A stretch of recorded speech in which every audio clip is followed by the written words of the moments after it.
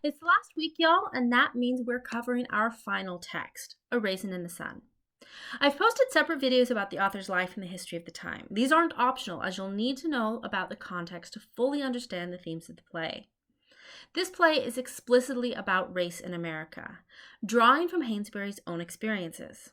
It's set in the 1950s, which is often presented as an idyllic time in American society. What the play shows, though, is that this time was only ideal if you were part of the group that held the cultural power, that is, straight, white Christian men. For those outside this group, this was a time where both social and structural oppression meant that you were limited in what you could achieve. As the Crash Course video discusses, legal policies like redlining, legally restricting where people could live based on race, Jim Crow laws, and social prejudice kept the promises of America restricted to a small group of people. And as we can see from the news every day, while some things have gotten better, there's still a long way to go before we can truly say that we're equal. There are a couple of important ideas to pay attention to in the play. First is the idea of intersectionality.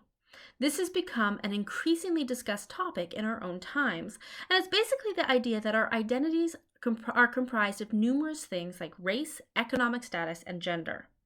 Often, when we discuss things like racism, misogyny, or poverty, we tend to look at them in isolation. Intersectionality points out that in real life, these things all connect and influence the ways that we interact with the world. Hainsbury's play actively looks at this issue as each of the characters try to navigate the ways that their race, economic status, and gender expectations affect them. Walter Younger is trying to prove that he is a man, which he sees as being the head of the household and main provider, while facing racial prejudice and economic hardship that prevent him from achieving his vision of the American dream.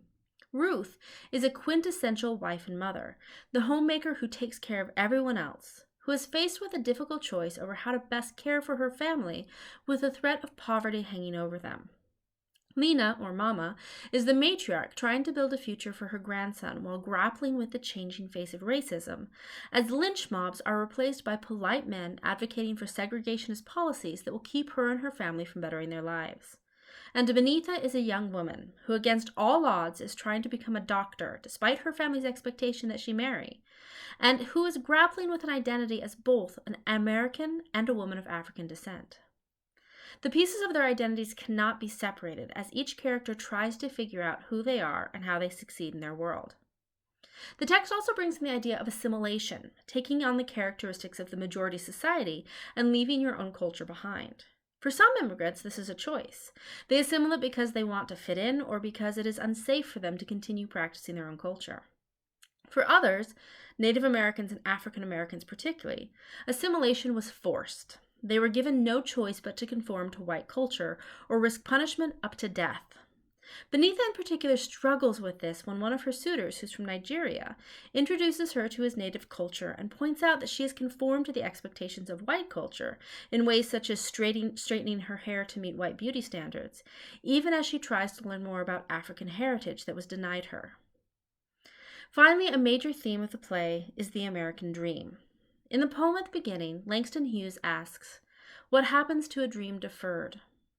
The dream he's talking about is the American dream, the idea that no matter who you are or where you come from, you can pull yourself up by your bootstraps, work hard, and succeed.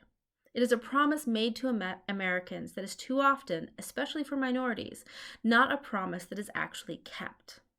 It's the same idea Martin Luther King Jr. was talking about in his I Have a Dream speech, when he said that the nation had bounced the check written to African Americans. Hainsbury took the title of the play from this poem, and you can see its ideas enacted, especially in the character of Walter. The 1950s were all about the dream of the white picket fence and the 2.5 kids in the suburbs. But the asterisk next to that, as Hainsbury's own family found out, was whites only. As you read, consider these themes and also consider how these compare to those we saw in our other plays. What are the questions that these dramatists are trying to answer on the stage? Just as a reminder, since this is our last week of classes, it means you have a number of deadlines headed your way.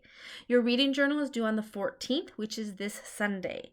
You need to have 9 total entries, one for each week, including this one. Your writing project number 3 is due on the 19th, which is a Friday, not a Sunday. That's the last day of the quarter, so I cannot give any extensions past that day, so make sure that you get it in on time. I also can't accept any overdue assignments after that point, so if you're trying to get it caught up, work quickly. Your final exam will be available online next Wednesday, Thursday, and Friday, the 17th, 18th, and 19th. You can take it from home using the Respondus Lockdown browser, and it doesn't need to be proctored or recorded. It's a closed book exam, so you're on the honor system for that. You'll have 2 hours to complete it. The test is comprehensive, meaning all of the texts and terms that we've covered from the beginning of the term are fair game. It's multiple choice, true, false, and short answer. I've posted a study guide in your modules to help you prepare, and don't forget that all of the terms are listed in your course glossary. You'll need to know the author, plot, characters, and themes for each of the stories and plays. Since you've reviewed numerous poems, I've selected a few from throughout the readings that serve as a representational sample that you will be tested on. These are all listed in the study guide. I do give partial credit on the short answer questions, so even if you're not entirely sure of the answer, write something and guess on those multiple choice questions. You have a 25% chance of being right, which is better than nothing. As always, let me know if you have any questions or issues. I know this is a stressful time in an especially stressful quarter, so if you need help, please reach out. You're almost to the end. You can make it.